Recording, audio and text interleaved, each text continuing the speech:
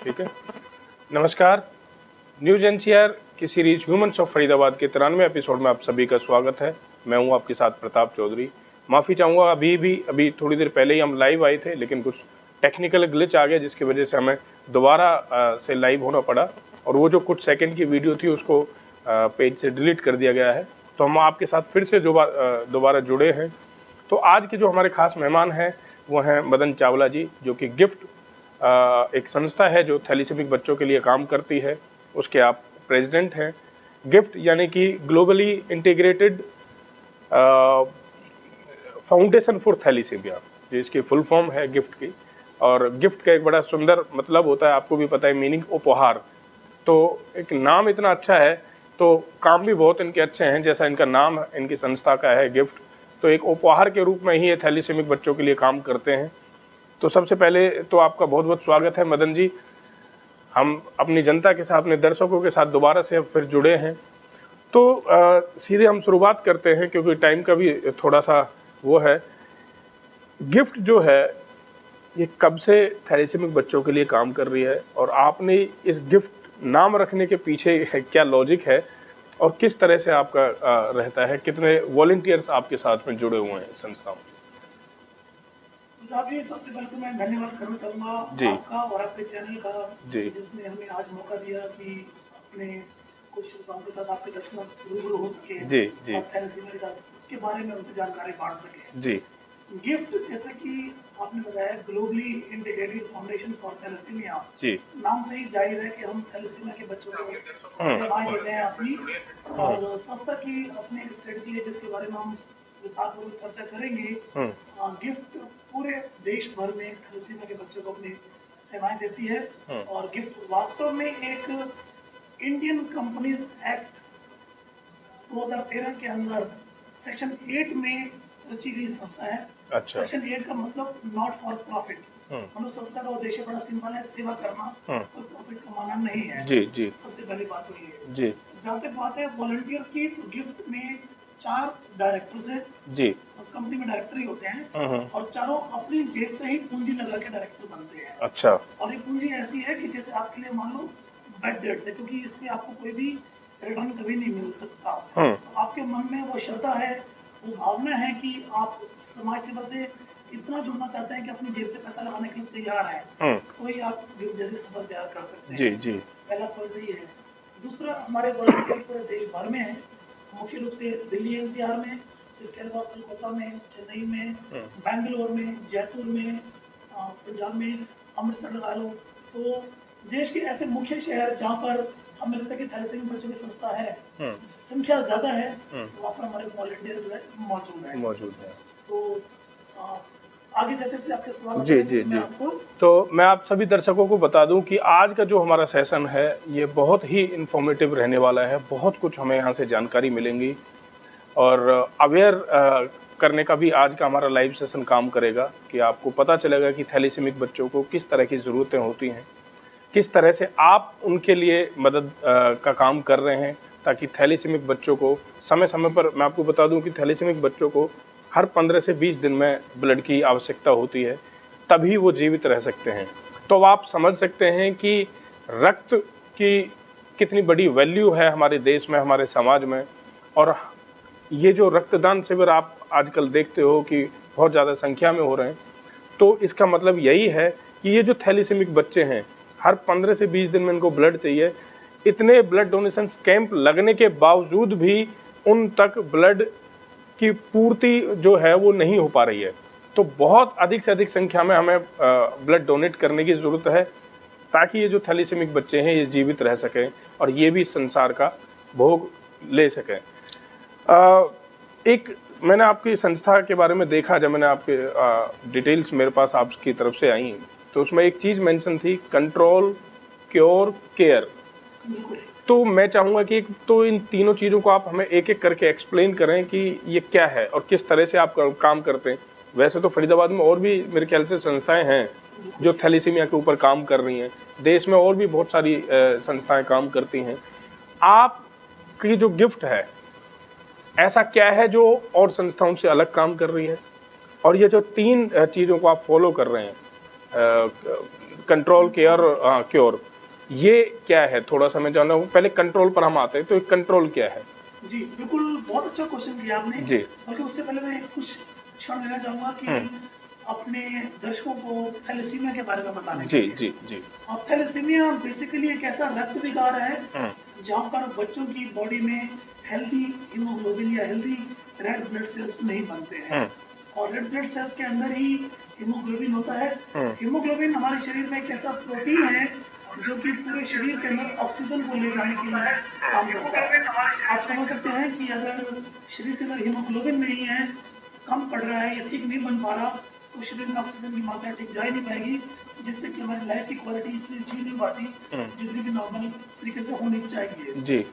आपने एक बहुत अच्छा पॉइंट रेज किया था कि थैलेसीमिया के बच्चों को ब्लड चढ़ता है। बिल्कुल ठीक बात है, क्योंकि इनकी बॉडी में रेड ब्लड सेल्स या लाल रक्त कोशिकाएं ठीक नहीं बन पाती हैं, या बन पाती हैं तो उनकी क्वालिटी इतनी अच्छी नहीं होती है जितनी नॉर्मल लोगों की होती है।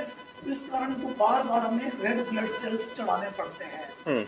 कितने चढ़ाने पड़ते हैं, कब चढ़ाने पड़ते हैं, ये बच्चे की सेहत पर निर्भर करता है, और ये डॉक्टर्स डिसाइड करते हैं कि इस बच्चे को हफ्ते बाद चाहिए या 15 दिन बाद चाहिए या महीने बाद चाहिए, और कितनी क्वांटिटी चाहिए, ये सब कुछ डॉक्टर्स डिसाइड करते हैं। अब बात आपने की कि गिफ्ट की स्ट्रेटजी 3 डायमेंशनल है, और हमारी स्ट्रेटजी शायद हमें बाकी संस्थाओं से अलग करती है, जुदा करती है। इनफैक्ट मैं गिफ्ट के लिए या उससे पहले थैलेसीमिया के लिए लगभग पूरा विश्व घुमा हूँ। अमेरिका जैसी कंट्री है, यूरोप का एक बहुत बड़ा पार्ट है, मिडिल ईस्ट रीजन में टर्की है, दुबई है, और कंट्रीज है, इधर साउथ ईस्ट एशिया में काफी सारे कंट्रीज में घुमा हूँ। इंडिया में कश्मीर से लेकर कन्याकुमारी तक, इधर गुजरात में कच्छ से लेकर और नॉर्थ ईस्ट स्टेट्स में आसाम तक, शायद ही कोई ऐसा मेजर शहर या मेजर स्टेट बची हो जहाँ पर हम ना गए हो ये जानकारी प्राप्त करने के लिए कि वहाँ पर थैलेसीमिया के बच्चों को क्या मदद चाहिए और क्या हो रहा है उनके लिए, और हम उनके लिए क्या योगदान कर सकते हैं। जी जी। बात करते हैं स्ट्रेटजी के तीनों पॉइंट्स के। तो पहला पॉइंट जो सबसे इम्पोर्टेंट मैं मानता हूँ वो है कंट्रोल का। आपने खुद ही कहा कि इतने रक्तदान शिविर लगते हैं, लोग बार बार डोनेट करते हैं, फिर भी रक्त की कमी है, रहती है। जी। वो इसलिए रहती है क्योंकि आप ये मान के चले कि पानी का एक प्रवाह चल रहा है, एक पाइप है, उस पाइप से पानी बहता जा रहा है, और मुझे पाइप में लीकेज है, जब तक अपने लीकेज बंद नहीं की बहता रहेगा। थैलेसीमिया को भी ऐसे समझ लीजिए आप, हम ब्लड डोनेट करते रहेंगे, ब्लड चढ़ता रहेगा, और बच्चे पैदा होते रहेंगे, और ब्लड की रिक्वायरमेंट बढ़ती रहेगी। ये सिलसिला कभी भी खत्म नहीं होगा जब तक समाज के कुछ जिम्मेदार लोग, कुछ ऐसी संस्थाएं जो इस बात को समझें और बड़े तरीके से काम करें, और ये जिम्मा गिफ्ट ने अपन कर लिया है। हमने सबसे पहला मुद्दा जो है वो कंट्रोल का रखा है। कंट्रोल कि जब तक हम कंट्रोल नहीं करेंगे, हम स्ट्रगल करते रहेंगे, सदियां बीत जाएंगी, इस बीमारी को कंट्रोल करना मुश्किल हो जाएगा। कंट्रोल के जो दो पहलू बड़े बड़े सिंपल हैं। सबसे पहला पहलू तो है वो अवेयरनेस क्रिएट करना। जी बिल्कुल। आज हम जो कर रहे हैं आपके ये एक तरह से अवेयरनेस है। जी जी जी। अवेयरनेस के बहुत सारे तरीके होते हैं, और मीडिया सबसे इम्पोर्टेंट है, चाहे उसको प्रिंट मीडिया बोले, चाहे उसको विजुअल मीडिया बोले जिसको टीवी देखते हैं, जी जी, या ऑडियो बोले जैसे रेडियो है या ऑडियो चैनल है। इसके अलावा जो मीडिया है वो हम फेस टू फेस इंटरेक्ट कर सकते हैं, राइट, स्कूल में जाके, राइट, क्लब में जाके, वर्ड टू माउथ जाके। जी। तीसरा जो बहुत इम्पोर्टेंट मीडिया है और जिसका इस्तेमाल गिफ्ट संस्था बहुत बहुत बहुत अच्छे तरीके से करती है वो है सोशल मीडिया प्लेटफॉर्म। चाहे फेसबुक है, चाहे व्हाट्सएप है, चाहे वो लिंक्डइन है, चाहे वो यूट्यूब है, चाहे वो कोई भी अच्छा चैनल जो पब्लिक दिखती है, हम उस पर उपलब्ध हैं, और हम उसके जरिए पब्लिक को काफी जानकारी देने की कोशिश करते हैं। जी। अब बात होगी कि जानकारी देते हैं तो क्या जानकारी देते हैं। थैलेसीमिया को कंट्रोल करने से पहले हमें थैलेसीमिया को समझना बहुत जरूरी है, राइट, और ये बहुत आसान है समझना। थैलेसीमिया बेसिकली एक जेनेटिक ब्लड डिसऑर्डर है, यानी कि ऐसा रक्त विकार जो बच्चों को माँ बाप से मिलता है। अगर माँ बाप थोड़ी सी समझदारी करें तो ऐसे बच्चे पैदा ही नहीं हो सकते, और वो समझदारी आप शादी से पहले दिखाएं तो बहुत ही अच्छा हो सकता है। तो मैं सबसे पहले अवेयरनेस के बारे में बात करते हुए सबको ये बताना चाहूँगा कि शादी से पहले लड़का और लड़की एक बहुत ही साधारण सा टेस्ट होता है जिसे बोलते हैं हम HbA1c। अच्छा, या सिंपल बोलो HbA2 हमारे ब्लड में कंपोनेंट है, Hb हीमोग्लोबिन, A2 HbA2 अगर आप टेस्ट करवा लेते हैं या HPLC मैंने बताया, तो दर्शकों को बताना चाहूँगा उसकी फुल फॉर्म है हाई परफॉर्मेंस लिक्विड क्रोमेटोग्राफी। अगर ये टेस्ट करवाते हैं तो इस टेस्ट के माध्यम से आपको ये पता चल सकता है कि आप थैलेसीमिया कैरियर, जिसे हम थैलेसीमिया माइनर बोलते हैं, या कुछ लोग थैलेसीमिया ट्रेट भी बोलते हैं, कि आप थैलेसीमिया कैरियर हैं कि नहीं है। अगर आपको पता लग गया कि आप थैलेसीमिया कैरियर नहीं है तो कोई बात ही नहीं है, आप बिल्कुल निश्चिंत हैं, नॉर्मल है। और अगर आपको पता लग गया कि आप थैलेसीमिया कैरियर हैं तो बहुत ही अच्छी बात है, क्योंकि आपको पता लग गया है, और पता लग गया है तो आप थोड़ा सा बचाव करें, अपने जैसे पार्टनर से शादी ना करें। जैसे मान लो मेरी शादी नहीं हुई और मुझे इस टेस्ट के जरिए पता लग गया कि मैं थैलेसीमिया कैरियर हूँ, तो मेरी ये चॉइस होनी चाहिए कि मैं अपने जैसी पार्टनर से, मतलब एक ऐसी पार्टनर जो खुद भी थैलेसीमिया कैरियर है, उनके से शादी ना करूँ, तो इस समस्या का निवारण यहीं पर ही हो। अच्छा, मतलब आपका कहने का मतलब ये है कि जो थैलेसीमिया कैरियर है वो एक नॉर्मल किसी लड़की से शादी करे, लेकिन जो ऑलरेडी थैलेसीमिया कैरियर से शादी ना करे। सबसे पहला सोल्यूशन, सबसे आसान सोल्यूशन ये है, जी जी आप टेस्ट करवाइए।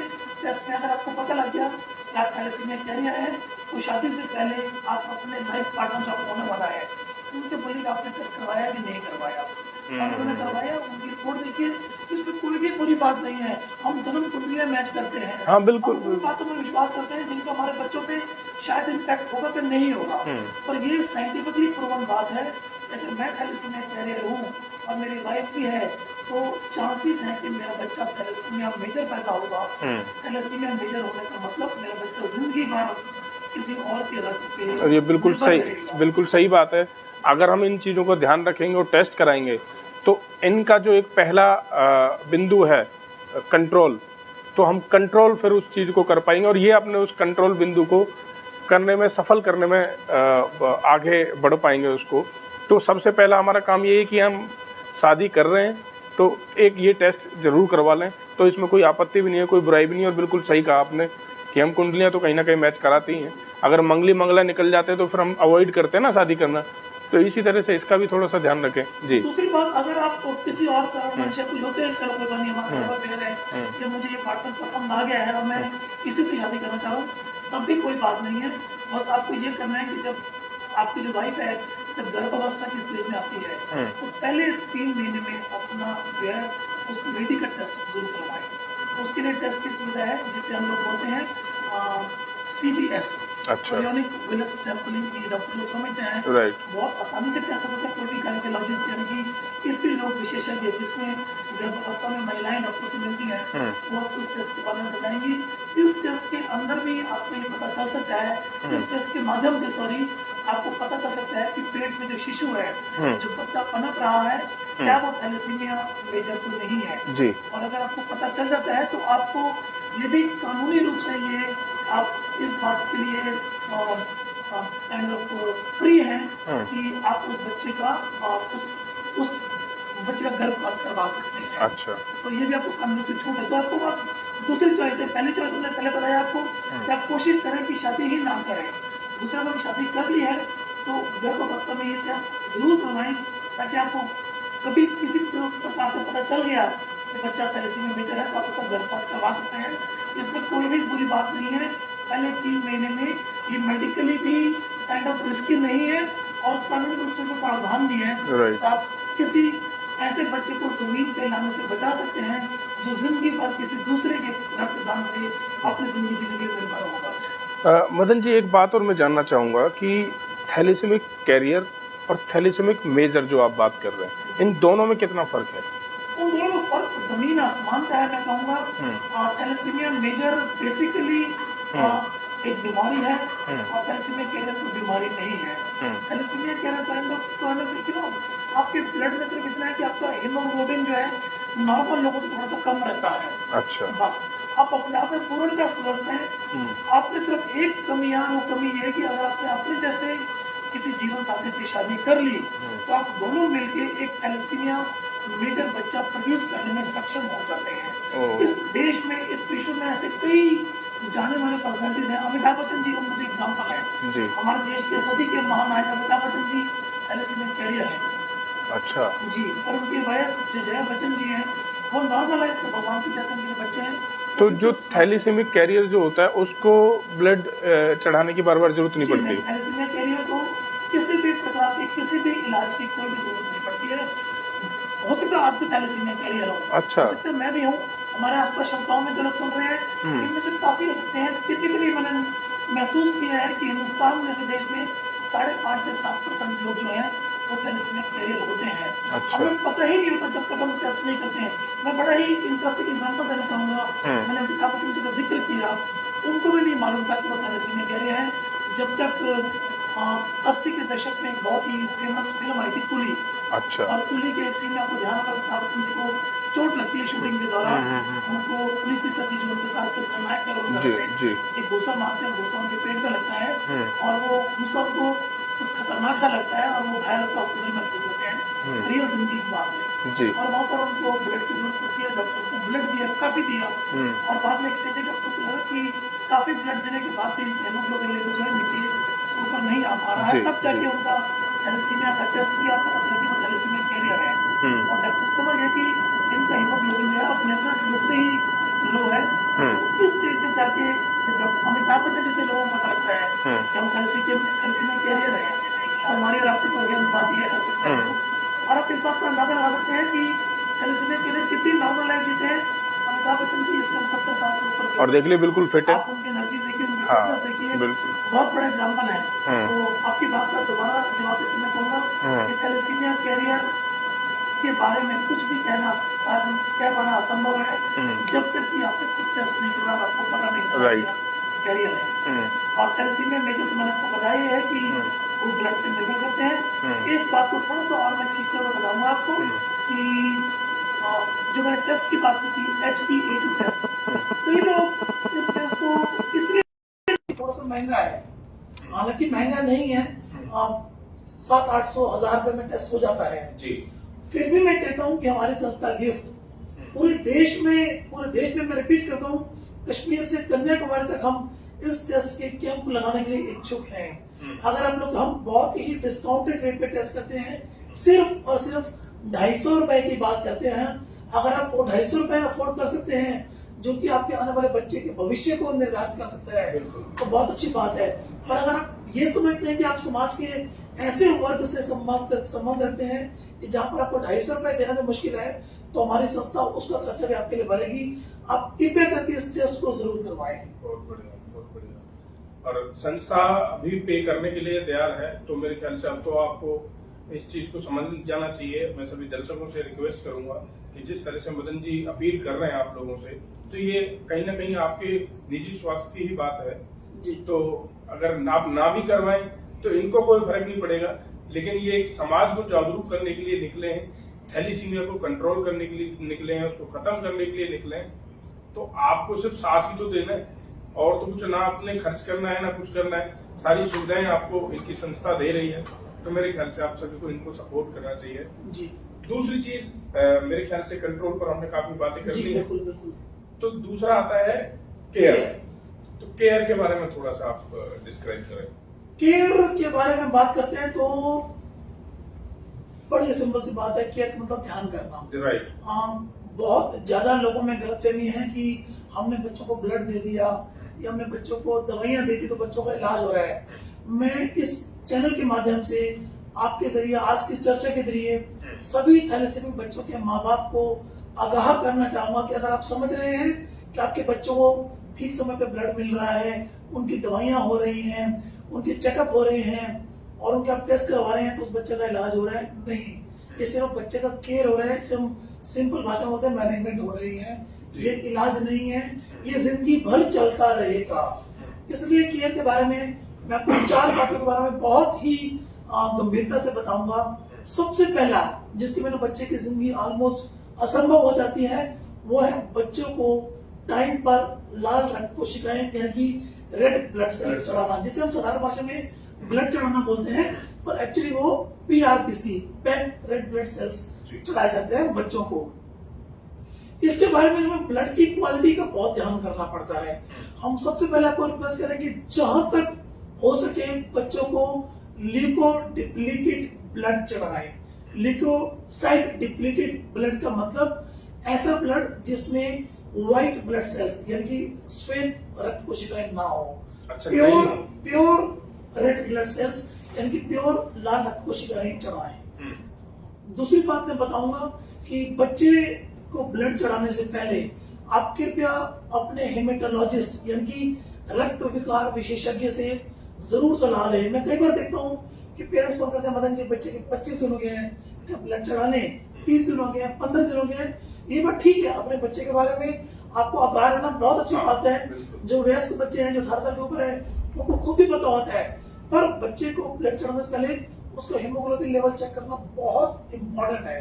अगर आप हेमेटोलॉजिस्ट के पास नहीं भी जा सकते हैं तो प्लीज अपना हीमोग्लोबिन लेवल जरूर चेक करें। और ब्लड के बारे में सबसे इम्पोर्टेंट बात है कि आप हमेशा अपना हीमोग्लोबिन लेवल जो है वो 9.5 के आसपास मेंटेन करें। एक स्वस्थ व्यक्ति का हीमोग्लोबिन जो होता है वो 12.5 के आसपास होता है। आपका इतना अच्छा मेंटेन हो नहीं सकता, और आप 9.5 से ऊपर मेंटेन करते हैं तो आप एक बहुत अच्छी क्वालिटी की जिंदगी जी सकते हैं। ये तो होती है ब्लड के बारे में बात। उसके बाद जो केयर में दूसरी एस्पेक्ट है वो बहुत इंपॉर्टेंट है, वो है दवाइयों की। और प्रताप जी आपके लिए भी बताना चाहूंगा और आपके माध्यम से दर्शकों के लिए भी, ये बहुत ही इंपॉर्टेंट बिंदु है, एक बहुत महत्वपूर्ण एस्पेक्ट है। और थैलेसीमिया में आज तक किसी की भी मौत थैलेसीमिया के कारण नहीं हुई है। अच्छा जी, ये बहुत बहुत इंपॉर्टेंट पॉइंट है जानकारी के लिए। थैलेसीमिया अपने आप में जानलेवा बीमारी नहीं है। अगर आप किसी हेमेटोलॉजी या रक्त विकार विशेषज्ञ डॉक्टर से बात करते हैं तो वैसे पता है ये बेनाइन डिसीज है। डिसीज दो तरह की होती है। अगर रक्त की बात करते हैं तो एक बेनाइन मतलब हल्की है, और एक होती है मैलिग्नेंट मतलब ये खतरनाक है, जैसे कैंसर। तो थैलेसीमिया बेनाइन है, एक हल्के तरीके वाली बीमारी है। अगर आप डॉक्टर के पास ठीक तरीके से जाते हैं, डॉक्टर की सलाह मानते हैं, हमारी सलाह मानते हैं, अपने बच्चे का ठीक तरीके से ध्यान रखते हैं, तो आप समझ जाएंगे कि आपके बच्चे की जान को खतरा नहीं है। मैं दोबारा बोलना चाहता हूँ कि अपने मन से ये शंका, ये डर निकाल दें, आपके बच्चे को खतरा नहीं है अगर आप सही तरीके से बच्चे की देखभाल करते हैं। जैसे कि मैंने पहले बताया ब्लड के बारे में। दूसरा एस्पेक्ट बताना चाह रहा हूँ मैं दवाइयों के बारे में। ये दवाइयाँ क्यों खाई जाती हैं? वो दवाइयाँ इसलिए खाई जाती हैं कि बार बार बच्चों को जब ब्लड चढ़ता है, हर हफ्ते बाद, 15 दिन बाद, महीने बाद, 2 महीने बाद, तो हर ब्लड के यूनिट के साथ बच्चे के अंदर लगभग 125 मिलीग्राम आयरन भी जाता है। जब मैंने ब्लड डोनेट किया तो मेरे लिए बहुत खुशी की बात है, मैंने ब्लड डोनेट कर दिया। मेरे लिए लोग डरते हैं ब्लड डोनेट करने से। मैं 135 बार खुद ब्लड डोनेट कर चुका हूँ। 135 बार? जी, मुझे खुद खुशी होती है कि एक तो किसी का फायदा हो रहा है, दूसरा मेडिकली मुझे शायद उनसे भी ज्यादा फायदा हो रहा है। मेरी बॉडी से एक एक्स्ट्रा आयरन निकल रहा है, और जो मुझे मेरे शरीर से आयरन निकल रहा है वो आयरन उस बच्चे को चढ़ रहा है जिसको थैलेसीमिया है, जो कि उसके लिए शायद नुकसानदायक भी है। और क्योंकि उसके पास और कोई चारा ही नहीं है ब्लड चढ़वाने के अलावा, तो उसको वो आयरन लेना ही पड़ता है। अब जब बार बार उसको ब्लड चढ़ेगा तो ऑब्वियस सी बात है, जाहिर सी बात है कि उसको बार बार आयरन भी जा रहा है, और वो आयरन उसके शरीर में इकट्ठा होता रहता है। उस आयरन को निकालने के लिए जो डॉक्टर दवाई प्रिस्क्राइब करते हैं उसे हम आयरन चेलेशन उसे बोलते हैं, या आयरन चेलेटर्स बोलते हैं। आयरन चेलेशन भी एक ही शब्द है, प्रोनाउंस करने के दो अलग तरीके हैं, दोनों ठीक है। कोई डॉक्टर साहब के आयरन चेलेशन बोलते हैं, कोई आयरन चेलेशन बोलते हैं, उससे फर्क नहीं पड़ता। आपके लिए मुद्दे की बात यह है कि आपको दवाइयाँ खाना जरूरी है, ताकि आपके बच्चे के शरीर से, या आपको व्यस्त थैलेसीमिया के मरीज हैं तो आप प्लीज जिस प्रकार से डॉक्टर ने आपको दवाई बोली है उसे बिल्कुल नियमित रूप से खाएं, ताकि आपके अंदर शरीर के अंदर जो फालतू आयरन की मात्रा है वो समय समय पर निकलती रहे। तो ये बात होती है दवाइयों की। तीसरी बात होती है रूटीन हेल्थ चेकअप की। मैं जानता हूँ हमारे देश में कई ऐसे शहर है, कई ऐसे गांव हैं जब 300, 400 किलोमीटर तक जो रक्त विकार विशेषज्ञ के डॉक्टर अवेलेबल नहीं है। जो बड़ी सिटीज है, दिल्ली है, बॉम्बे है, कोलकाता है, फरीदाबाद है, ऐसे कई विकसित शहर हैं जहाँ पर डॉक्टर हमें आसानी से मिल जाते हैं। जहाँ पर नहीं है हम उनके लिए हम कोशिश करते हैं कि टेली कॉन्फ्रेंस, जैसे हम टेली मेडिसिन में बोलते हैं, हम डॉक्टर्स को टेली मेडिसिन के जरिए कनेक्ट करवाएं ताकि बच्चों को सही तरीके से जानकारी मिल सके। और जहाँ पर डॉक्टर्स अवेलेबल हैं, मेरी आपसे हाथ जोड़ के गुजारिश है कि कम से कम 3 महीने के अंतराल में एक बार अपने हेमेटोलॉजिस्ट डॉक्टर से जरूर मिले। अपने पूरे पिछली बीमारी का ट्रैक रिकॉर्ड लेके, कौन सी दवाइयाँ खा रहे हैं, आपका एवरेज हीमोग्लोबिन लेवल क्या रहता है, आपके शरीर में आयरन लेवल क्या होता है, सब कुछ डॉक्टर से बताएं और उसके हिसाब से डॉक्टर से सलाह लें और अपने आगे की इलाज की, अपने आगे की केयर की प्रक्रिया उसी हिसाब से चलाएं। तो कम से कम 3 महीने, अदरवाइज डॉक्टर जैसे आपको बोलते हैं, डॉक्टर बोलते हैं हफ्ते बाद मिले, महीने बाद मिले, आप जरूर मिलिए प्लीज। इसके बाद बात करते हैं हम चौथी बात, जो ये बहुत इंपॉर्टेंट है और अंतिम बात है केयर के बारे में, वो है टेस्ट के बारे में। डॉक्टर्स आपको काफी सारे टेस्ट प्रिस्क्राइब करते हैं। लोगों के मन में धारणा है कि डॉक्टर ने कह दिया, डॉक्टर का काम कहना है। नहीं, ये बात कृपया बहुत गंभीर रूप से समझें। डॉक्टर का कुछ भी फायदा नहीं है, फायदा आपका है। बीमारी आपको है, डॉक्टर आपके भले के लिए ही बोलते हैं। कुछ टेस्ट रेडियोलॉजी के लिए होते हैं, कुछ पैथोलॉजी लैब में होते हैं। बहुत सिंपल, कम से कम कुछ टेस्ट, हालांकि डॉक्टर्स आपको 15-20 टेस्ट बोलेंगे और उसमें से 6-7 टेस्ट जो बोल रहा हूँ, इनके ऊपर आप कहेंगे अपने कोताही बरती, कहीं भी लापरवाही बरती, तो आपके लिए बहुत बड़ा नुकसान हो सकता है। तो कृपया इन टेस्ट को ध्यान से सुने। अपना सीबीसी यानी कि कंप्लीट ब्लड काउंट वो रेगुलर इंटरवल पे कराते रहें। अपना एलएफटी यानी कि लीवर फंक्शन टेस्ट, अपना केएफटी यानी कि किडनी फंक्शन टेस्ट, अपना आप एचआईवी टेस्ट, जिसे बोलते हैं हम एड्स के बारे में सिंपल भाषा में बोलते हैं, तो उसका टेस्ट, अपना hepatitis B, hepatitis C, hepatitis C, HIV, ये 3 ऐसे इन्फेक्शन है जिसको हम बोलते हैं ट्रांसमिटेबल डिसीजेस इन्फेक्शंस। ये आपके में रहने की संभावना बहुत ज्यादा है क्योंकि आप लगातार किसी दूसरे इंसान का ब्लड ले रहे हैं। ये बीमारियां किसी को भी हो सकती हैं, मुझे भी हो सकती है, प्रताप जी आपको भी हो सकती है, पानी से भी हो सकती है, पर आपको इन इन्फेक्शन होने के चांसेस ज्यादा है क्योंकि आप लगातार किसी और का ब्लड ले रहे हैं। तो कृपया मैं दोबारा रिपीट करता हूँ, अपना सीबीसी, अपना एलएफटी, अपना केएफटी, अपना जो है एचआईवी का टेस्ट, अपना हेपेटाइटिस बी का, हेपेटाइटिस सी का टेस्ट जरूर करवाएं। डॉक्टर आपकी अवधि डिसाइड करेंगे कि आपको ये टेस्ट हर 3 महीने में करवाना है, हर 6 महीने में करवाना है, या बीच में कभी इमरजेंसी में करवाना है। इसके अलावा सबसे इम्पोर्टेंट टेस्ट आपका है वो है आपका सीरम फेरेटिन टेस्ट। एक बात और क्लियर करना चाहूंगा, बहुत लोग समझते हैं कि सीरम फेरेटिन जो है हमारे शरीर के अंदर आयरन को दिखाता है। नहीं, मेरी आज भी सुबह देश के बहुत ही विख्यात, बहुत ही क्वालिफाइड, अनुभवी डॉक्टर से बात हुई थी जिनका नाम है डॉक्टर विकास दुआ जी। आप Fortis hospital Gurgaon, Fortis memorial research institute में एचओडी व डायरेक्टर हैं haematology, oncology and bone marrow transplant के, यानी कि रक्त विकार के, कैंसर के एंड अस्थि मज्जा प्रत्यारोपण के आप एचओडी हैं। और उन्होंने मुझे फिर बताया कि मदन जी आप कृपया बच्चों को समझाएं कि आयरन जो है बेसिकली फेरेटिन बॉडी में एक ऐसा प्रोटीन, ऐसा तत्व है जो आयरन को स्टोर करने की क्षमता रखता है। तो आप फेरेटिन जब रिपोर्ट करवाते हैं, डॉक्टर को दिखाते हैं, तो डॉक्टर को थोड़ा सा अंदाजा हो सकता है कि आपके अंदर आयरन कितना है, ज्यादा है कि कम है, और डॉक्टर उसी हिसाब से आपकी दवाई निर्धारित करते हैं कि आपको आयरन कितना कम करना चाहिए।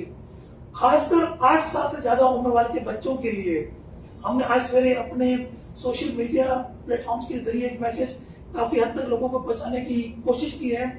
8 साल से उम्र के सभी थैलेसीमिक बच्चों को जिनका लगातार ब्लड ट्रांसफ्यूजन होता रहता है, उनको कम से कम साल में एक बार अपना T2 स्टार MRI टेस्ट, मैं रिपीट करता हूँ, 8 साल के उम्र के सभी थैलेसीमिक बच्चों को साल में कम से कम एक बार अपना T2 स्टार MRI टेस्ट जरूर करवाना चाहिए। इस टेस्ट की इंडिया में नॉर्मल जो कॉस्ट है वो 6,500 रुपए की होती है, कई जगह 6,000 रुपए है। आज हमने सवेरे एक बहुत बड़ी लैब से आपके फायदे के लिए टाई अप किया है और उन्होंने कहा है कि जो बच्चे इस टेस्ट की कीमत अफोर्ड नहीं कर सकते हैं, उनको हमारी संस्था की तरफ से कम 50% डिस्काउंट दिया जाएगा। और जो लोग 50% कीमत यानी कि 3,000 भी नहीं अफोर्ड कर सकते हैं, मैं आपके चैनल के माध्यम से प्रताप जी फिर कहना चाहूंगा कि हमारी संस्था उसकी पूरी कीमत आपके देने को तैयार है और अपनी सेहत से कभी भी लापरवाही ना बरते हैं। अभी आपके पास स्टूडियो में बैठे थे, मुझे लुधियाना से फोन आया, पंजाब में, आप समझते लुधियाना, वहाँ पर बहुत ही बड़ा अस्पताल है DMC, Dayanand medical college hospital, और वहाँ के डॉक्टर से हमारे संबंध है क्योंकि थैलेसीमिक बच्चों का इलाज करते हैं। तो वहीं से फोन आया, वो कहते मदन जी हमें लुधियाना के बच्चों का कुछ हमने टेस्ट कराना है, मतलब जरूर भेजिए, और अगर वो अफोर्ड नहीं कर सकते आप दिल्ली भेजिए और उनको हम टेस्ट करा के वापस भेजेंगे। तो T2 स्टार MRI टेस्ट है, साल में एक बार जरूर करवाएं। इसके अलावा जो पहले टेस्ट हमने बताए हैं, किसी भी प्रकार से कृपया उनमें कोई भी लापरवाही ना बरते। अगर आप चाहें तो इस सेशन के बाद आप, मेरा मोबाइल नंबर है 9811089975, रिपीट करता हूँ 9811089975। किसी भी प्रकार की कोई जानकारी प्राप्त करनी है, आप केयर के बारे में हमसे जरूर संपर्क करें। हमारा नंबर 24 घंटे चलता है। अगर हम आपकी बात का ठीक तरीके से जवाब ना दे पाए, अगर मुझे डाउट है कि शायद मेरे पास आपके प्रश्न का उत्तर नहीं है, तो हम आपको उसी वक्त या अगले दिन एक अच्छे से डॉक्टर से कनेक्ट करेंगे जो आपको पूरे तरीके से सही जानकारी दे पाएगा। जी जी जी सर, बिल्कुल सही कहा मदन जी ने।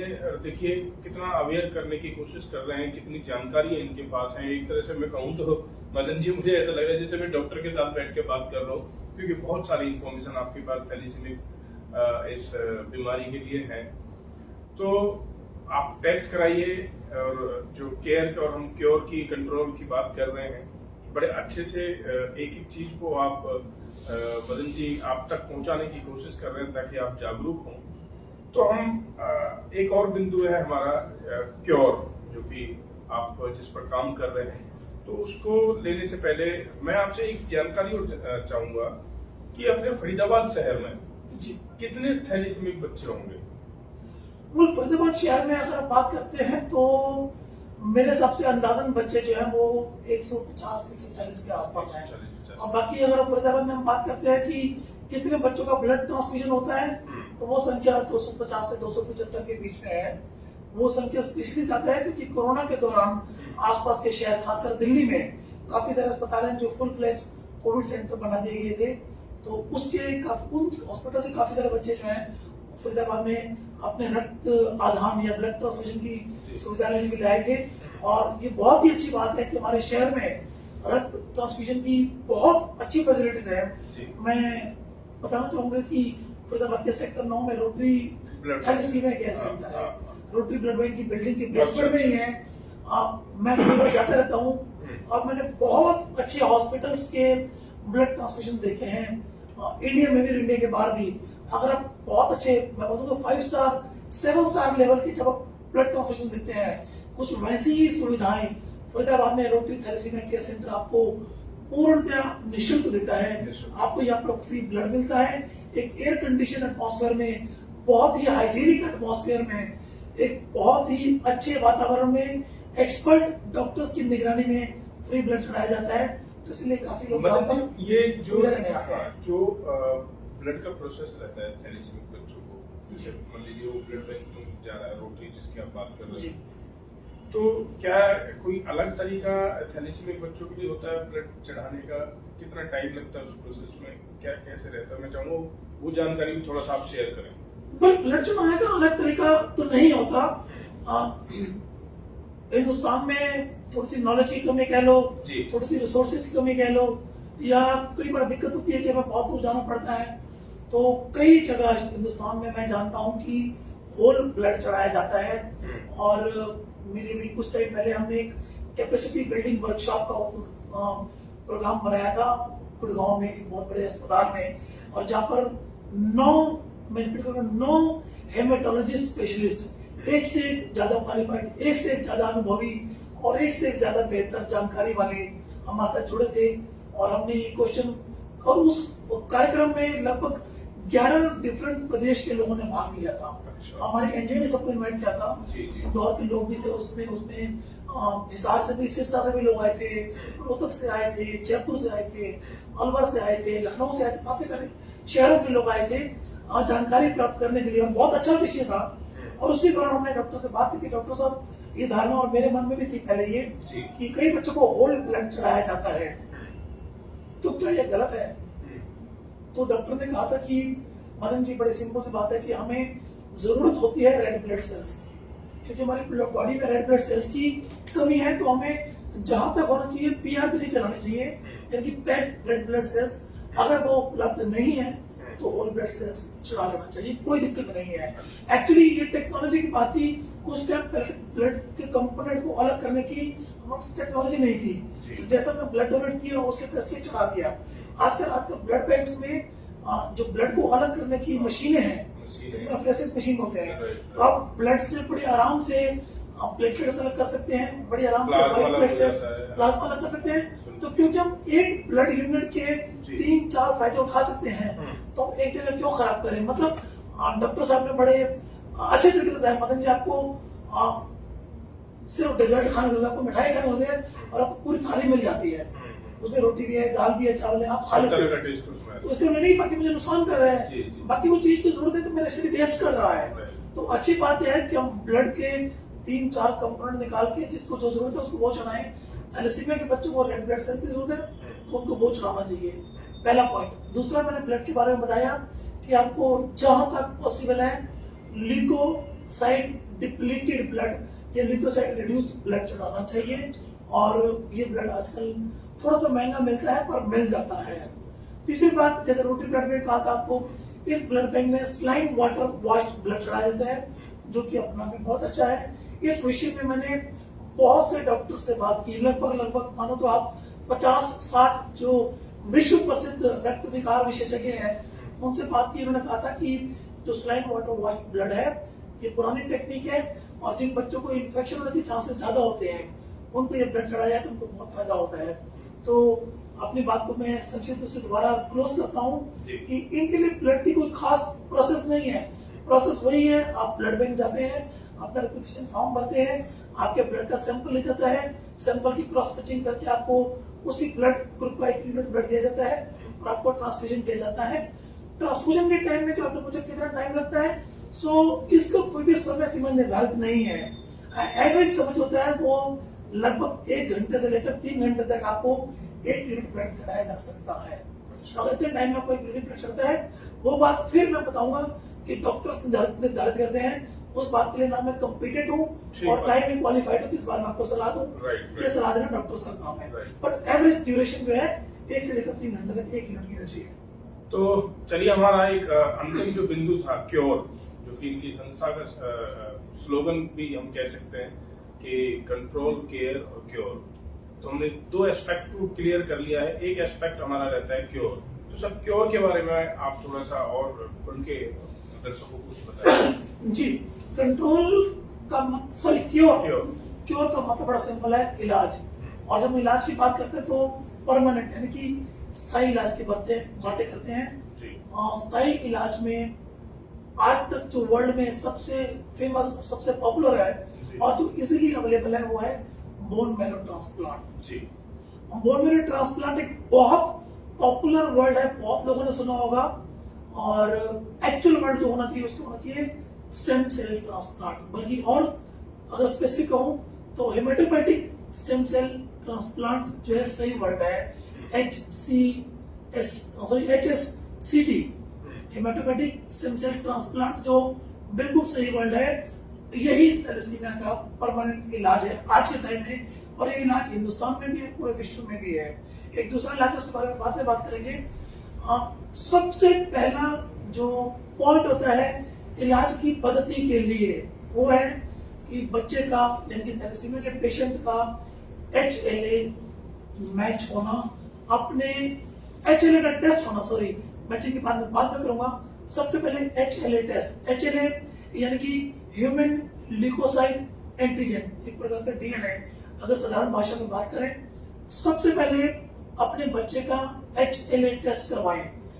इस बात को थोड़ा सा और मैं खींचता हूँ।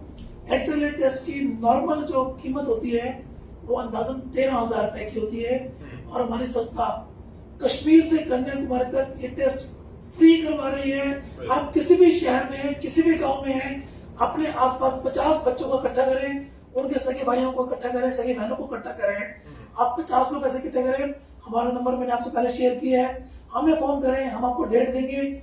उस दिन में आके आपके शहर में बिल्कुल फ्री शिविर लगाएंगे, आपका एक भी पैसा नहीं लगेगा। आपका हम जो इलाज के लिए पहला कदम सफलतापूर्वक बढ़ने में हम आपका साथ देने के लिए तैयार हैं। अब मैं आपको बताता हूँ HLA टेस्ट करवाना क्यों जरूरी है। प्रताप जी, जैसे हम ब्लड चढ़ाने की बात करते हैं, मेरा ब्लड ग्रुप O पॉजिटिव है, तो मुझे ब्लड चाहिए तो मैं किसी O पॉजिटिव का ब्लड ग्रुप का डोनर ही ढूंढूंगा। सिमिलरली बोन मैरो ट्रांसप्लांट की जो HLA मैंने आपको टर्मिनोलॉजी बताई, HLA का मिलान किया हुआ डोनर ही आप ले सकते हैं। मेरा HLA की कुछ वैल्यूज होती हैं जो डॉक्टर समझते हैं जी। जो मेरे HLA की वैल्यूज हैं, पैरामीटर्स हैं, सेम पैरामीटर का मुझे HLA का डोनर चाहिए, तभी मेरा बोन मैरो ट्रांसप्लांट या हेमाटोपोएटिक स्टेम सेल ट्रांसप्लांट जैसे कि मैंने पहले कहा था संभव हो सकता है। उसके बिना सब कुछ असंभव है। लोग अधूरे ज्ञान से लेकर यहाँ भटकते रहते हैं, अज्ञानता के कारण यहाँ भटकते रहते हैं। मैं इस शहर में ऐसे बहुत लोगों को जानता हूँ, कम से कम 75 लोगों के नाम मुझे उम्र में याद है इस शहर के, अभी भी जिनकी उम्र 15 से 20 साल 25 साल हो गई है, उनको इस बारे में जानकारी नहीं थी और जो सफर कर रहे हैं। तो कृपया ध्यान करें कि सबसे पहला बिंदु जो है बोन मैरो ट्रांसप्लांट यानी कि थैलेसीमिया के स्थायी इलाज की दिशा की ओर, वो अपना HLA टेस्ट करवाना है। और HLA टेस्ट के लिए हम आपकी सहायता के लिए तैयार है। हमने पिछले 2 सालों में फरीदाबाद में 4 HLA जांच के शिविर लगाए हैं, जिसमें से 8 बच्चे जो हैं उनके मैचिंग के डोनर मिल चुके हैं और उनकी बोन मैरो ट्रांसप्लांट की प्रक्रिया अभी जारी है। लेकिन एक बच्ची जो हमारे फरीदाबाद शहर की है, उसका शायद अगले महीने ही हो सकता है दिल्ली के राजीव गांधी कैंसर हॉस्पिटल में उसका इलाज शुरू करवा दें। और लगभग अगर भगवान ने चाहा तो वो बिटिया हमारी इस दिवाली तक जो है थैलेसीमिया फ्री होकर अपने परिवार से दिवाली मनाएगी। और ऐसी ही कोशिश है बच्चे के लिए और कर रहे हैं। 14 साल का बच्चा है, उसकी भी हमारी पूरी कोशिश है और पूरी तैयारी चल रही है कि उस बच्चे को भी हम इस दिवाली तक जो है थैलेसीमिया फ्री करें और बच्चा अपने परिवार से अच्छी दिवाली मना सके। अब बात करते हैं HLA के बाद की प्रक्रिया क्या होती है। तो जब आपका HLA टेस्ट होता है तो उसके लिए जो है सबसे ज्यादा जो HLA मैचिंग के जो चांसेस होते हैं वो थैलेसीमिया मरीज के अपने सगे भाई बहन से होते हैं। और ये चांसेस जो है वो अंदाजन 20 से 25% होते हैं। अगर आपके सगे भाई बहन से मैच नहीं होता तो उसके जो बाहर है मिलान करने के लिए आपके HLA का मैचिंग का डोनर ढूंढने के लिए ग्लोबल रजिस्ट्रीज हैं। पिछले 6 महीने में, पहले 1.5 साल कोरोना था तो हम ज्यादा कैंपेन नहीं कर पाए थे, समझ सकते हैं प्रोटोकॉल्स थे, पर पिछले 6 महीने में मैं कई सैकड़ों बच्चों के संपर्क में आया हूँ जिनके पास अपनी HLA की रिपोर्ट तो है, पर उनको किसी ने आगे गाइड ही नहीं किया, किसी ने उनको मार्गदर्शन नहीं किया कि आगे क्या करें। बता दें कि टेस्ट हो गया, इस रिपोर्ट को रख लो। नहीं, बहुत सिंपल तरीका है। आपके पास अगर HLA की रिपोर्ट है और आपके अगर सगे भाई बहन नहीं है, अगर है और उनसे मैच नहीं हुआ तो वो रिपोर्ट हमें भेजिए। आप मेरे नंबर पे जो मैं व्हाट्सएप कर चुका हूँ हमें शेयर करिए। हम उस रिपोर्ट का ग्लोबल रजिस्ट्री से आपके मैचिंग का डोनर ढूंढने की कोशिश करेंगे। ये डेटा अवेलेबल होता है, आप बड़ी आराम से मैच कर सकते हैं। अगर भगवान ने चाहा दुनिया के किसी भी कोने में अगर आपके HLA मैच डोनर मिलने की संभावना है तो हम आपको जरूर मिलवाएंगे। उसके बाद आगे की प्रोसेस स्टार्ट होती है। आपके डॉक्टर आपको गाइड करेंगे कि आप बोन मैरो ट्रांसप्लांट कैसे करवा सकते हैं। वो पद्धतियां अलग अलग होती हैं। अब बात करते हैं कि अगर आपका सगे भाई बहन से HLA मैच होता है, बहुत सारे गरीब परिवार है, इसके लिए सरकार की ओर से एक बहुत अच्छा प्रावधान है। और मैं आपके चैनल का बहुत ज्यादा शुक्रिया करना चाहूंगा कि आज एक बहुत बड़े श्रोता गण को या एक बहुत बड़े जो हमारे दर्शक हैं उनको ये नॉलेज मिलेगी कि कुछ एक क्राइटेरिया है। क्राइटेरिया बड़े सिंपल हैं।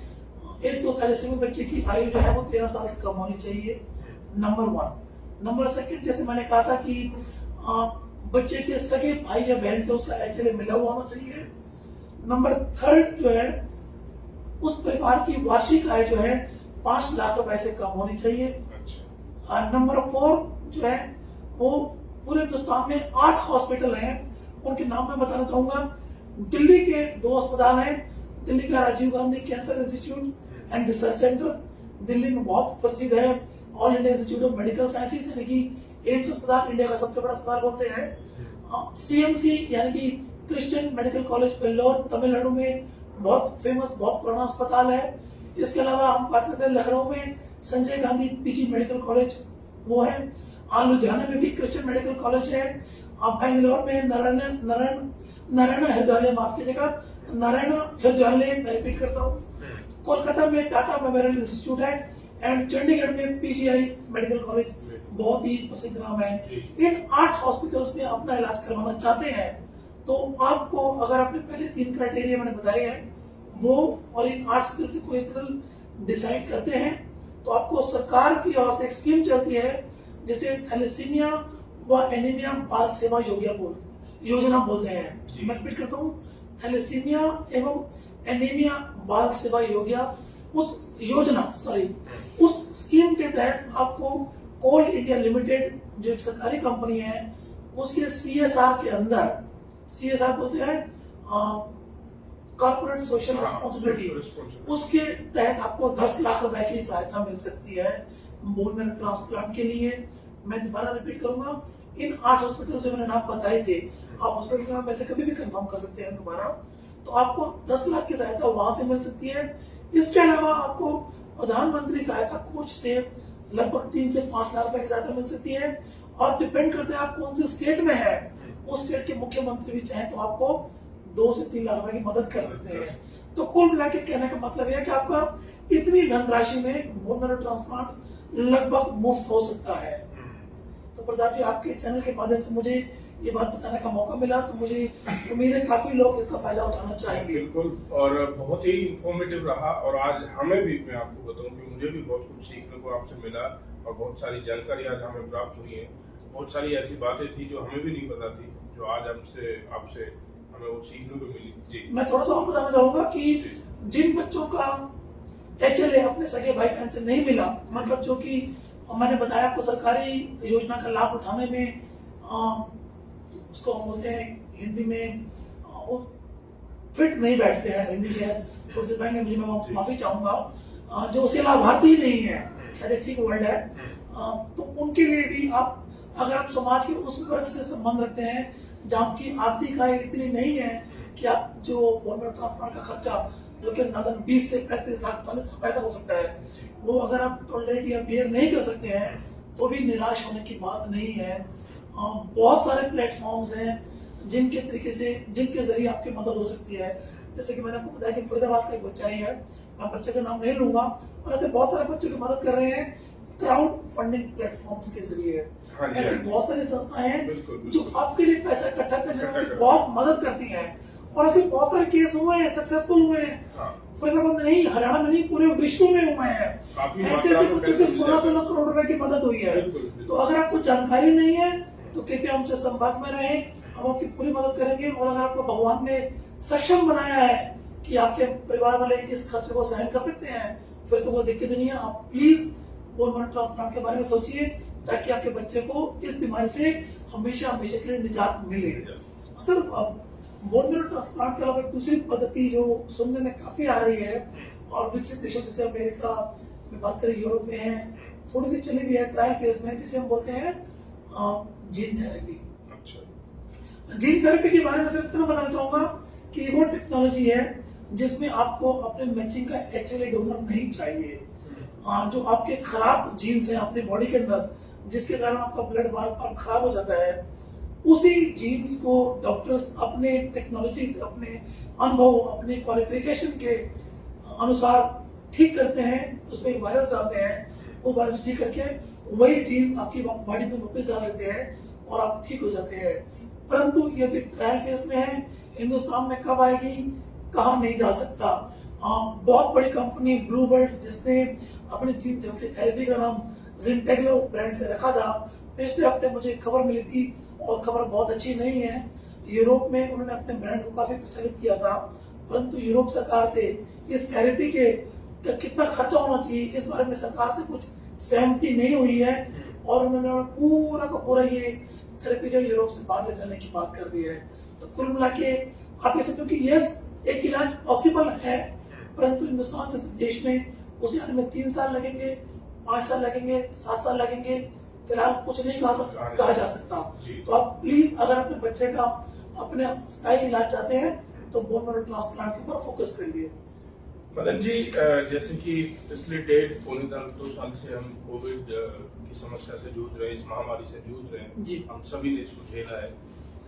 तो जब थैलेसीमिक बच्चों को हम 15 से 20 दिन में ब्लड की आवश्यकता होती है, तो कोविड के दौरान कैसे उस सब चीजों को आपने मैनेज किया है, आपके संस्थान ने उस चीजों को कैसे मैनेज किया?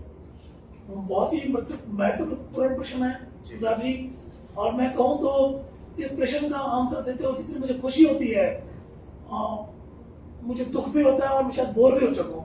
बहुत बार आंसर दे चुका हूँ, आंसर वही सेम आता है। खुशी इसलिए होती है कि गिफ्ट संस्था के जुड़े किसी भी बच्चे को ब्लड की कमी हमने महसूस नहीं होने दी, चाहे वो हमसे जुड़ा था चाहे नहीं भी जुड़ा था। जो भी हमारे संपर्क में आया कि ब्लड चाहिए, हमने दिन रात एक कर दिया और हमने इस बात को इंश्योर किया कि उसको टाइम पर ब्लड मिले। जरूर मिला है। जितने शिविर हमने लगाए हैं आप रिकॉर्ड चेक कर सकते हैं। मुझे नहीं लगता कि पूरे हिंदुस्तान की किसी भी संस्था ने इतने रक्तदान शिविर कोविड के दौरान लगाए हों। हमने थैलेसीमिक बच्चों को यहाँ से दिल्ली जाने के लिए, मुझे याद है हमने बिहार के बच्चों की मदद की है, हमने यूपी के बच्चों की मदद की है, पंजाब के बच्चों की मदद की है, जिनको ब्लड के लिए अपने शहर से दूसरे शहर जाना पड़ता था। कोविड में काफी स्ट्रिक्ट लॉकडाउन थे, कर्फ्यू लगा हुए थे, हमने उनको एम्बुलेंस अपने खर्चे पे करवा के दिया कि आप प्लीज अपना ब्लड ट्रांसफ्यूजन ना रखें ताकि आपको प्रॉब्लम ना हो। हमने लोगों को इस प्रकार से मदद की है। मैं शुक्र अदा करना चाहूंगा आपके चैनल के माध्यम से कि उन रक्तदाताओं का जिन्होंने कोविड के संक्रमण को में अपनी जान को खतरे में डालते हुए हमारी प्रार्थनाओं को स्वीकार किया और दिन हो या रात हो वो रक्तदान करने पहुंचे हैं। हम दिल्ली में गए हैं, गुड़गांव में गए हैं, ऐसा कोई भी शहर शायद ही मैं बताऊं कि जहां हमने बच्चों के लिए रक्तदान की रिक्वेस्ट की हो, और ऐसा कोई भी शहर नहीं जहां पर हमें लोगों ने निराश किया हो। कई बार ऐसा जरूर हुआ है कि मदन जी आज के बजाय कल देते चलेगा जी, हमें एक दिन का कॉम्प्रोमाइज करना पड़ता है। कई बार प्रशासन से हमें पास नहीं मिल पाई तो एक आध दिन की देरी हो जाती थी। कई बार ऐसा हुआ कि वहां दोनों गया और उसका किसी टेक्निकल कारण उसका हीमोग्लोबिन ठीक नहीं था या उसका बीपी लेवल ठीक नहीं था या उसमें कोई ऐसी बात थी जो ब्लड डोनेशन के क्राइटेरिया में फिट नहीं हो रही थी। उस कारण उसका उस वक्त में अगर ब्लड प्रेशर रिजेक्ट हुआ तो मैं बहुत दुख हुआ था, वरना ये सामान्य बात है। पर कोशिश पूरी थी और मैं ये समझता हूँ कि उस कोशिश में आप जैसे भाइयों का साथ रहा, दर्शकों का साथ रहा, समाज का साथ रहा और उस कोशिश में काफी हद तक कामयाब हो गए थे। बहुत बढ़िया, बहुत बढ़िया, बहुत अच्छी हमारी आज की कॉन्वर्सेशन रही और जो भी हमने वार्ता की आप सभी ने सुनी और बहुत ही इंफॉर्मेटिव रही, बहुत अच्छी अच्छी हमें जानकारियां मिली हैं। मदन चावला जी की जितनी तारीफ की जाए उतनी कम है। आप फरीदाबाद शहर के लिए नहीं बल्कि पूरे देश में ये थैलेसीमिक बच्चों के लिए काम कर रहे हैं, ये बहुत बड़ी बात है। और मैं आपको एक चीज और बता दूं, इनके परिवार में कोई भी थैलेसीमिक पेशेंट नहीं है कि अगर आप ये सोचे कि कोई ना कोई इनकी भी इनका कोई इतिहास रहा होगा थैलेसीमिया का, तो इनका कोई इतिहास थैलेसीमिक का है नहीं। बावजूद इसके आप थैलेसीमिक बच्चों के लिए, थैलेसीमिक मरीजों के लिए काम कर रहे हैं और पूरे दिल से, जुनून से ये उस सेवा में जुड़े हुए हैं। एक निस्वार्थ सेवा है। देखिए कहते हैं वो ब्लड डोनेट करते हैं, कहते हैं करके देखिए अच्छा लगेगा। तो ये भी कोशिश कर रहे हैं कि अपनी तरफ से कि थैलेसीमिया को कहीं ना कहीं इस बीमारी को जड़ से खत्म किया जा सके या कंट्रोल, केयर, क्योर, इन तीनों चीजों पर फोकस करके इस पर पूर्ण रूप से कंट्रोल लगाया जा सके ताकि थैलेसीमिक बच्चे या थैलेसीमिक आगे चल के थैलेसीमिक बच्चों की जो चेन है उसको कहीं ना कहीं तोड़ सके। और ऐसा जरूरी नहीं है कि थैलेसीमिक बच्चों की समय सीमा या आयु सीमा कोई निश्चित है या निर्धारित है। तो जैसे हम लोग हैं, जैसे सर ने एक एग्जाम्पल दिया अमिताभ बच्चन जी का, तो आप देखिए आज भी वो इतनी एज में फिट हैं, आज भी वो फिल्मों में काम कर रहे हैं। तो जब वो कर सकते हैं तो हम भी कर सकते हैं। लेकिन जो मेजर थैलेसीमिक बच्चे हैं उनको खून की यानी कि रक्त की बहुत ज्यादा आवश्यकता होती है। आजकल ब्लड डोनेशन कैंप्स बहुत लग रहे हैं। अभी जो फिलहाल का जो दौर है, जो समय जो चल रहा है, ये समय वो है जिसमें अभी कोविड का ज्यादा प्रकोप नहीं है। तो अभी आप सब आवाजाही कर रहे हैं, अपनी नौकरियां भी कर रहे हैं, काम भी कर रहे हैं, तो ब्लड डोनेशन कैंप्स भी लग रहे हैं। तो कोशिश कीजिए कि आप सभी ब्लड डोनेट करें। आप सोचिए कि मदन चावला जी ने 137 बार ब्लड डोनेट किया, ये बहुत बड़ी बात होती है क्योंकि हर 3 महीने में ब्लड डोनेट किया जाता है। तो 3 महीने लगाइए तो आप सोचिए कि कितने वर्ष पहले से ब्लड डोनेट करते आ रहे हैं। तो ये एक जुनून, ये एक भावना हम सबके अंदर होनी चाहिए। तो कोशिश कीजिए कि आप भी मदन जी की तरह सेवा नहीं कर सकते, लेकिन कम से कम इनके लिए एक सपोर्ट सिस्टम जरूर बने। तो इसी तरह से कल फिर से हम किसी न किसी और मेहमान के साथ ऐसे ही खास मेहमान के साथ उपस्थित होंगे ठीक शाम 4 बजे। तो कल देखना ना भूलें ह्यूमंस ऑफ फरीदाबाद, समय 4 बजे डेली। तब तक के लिए बने रहें हमारे साथ। धन्यवाद, नमस्कार। नमस्कार।